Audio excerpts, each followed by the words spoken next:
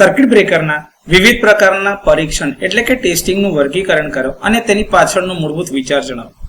તો circuit breaker પરના પરીક્ષણોને મુખ્યત્વે બે ભાગમાં વહેંચવામાં આવે છે.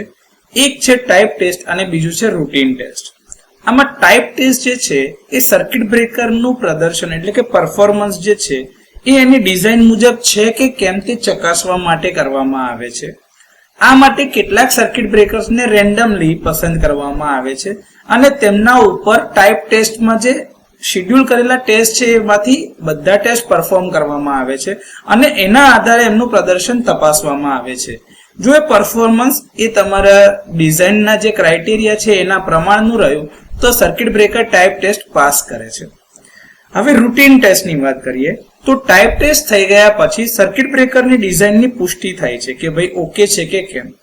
હવે જો એ બધા ટાઈપ ટેસ્ટ સહન કરી શકતા અથવા તો એના પ્રમાણમાં કામ થતા હોય તો ડિઝાઇનના આધારે એના પ્રોટોટાઇપ વિકસાવવામાં આવે છે અને એના આધારે સર્કિટ બ્રેકરનું ઉત્પાદન કરવામાં આવે છે.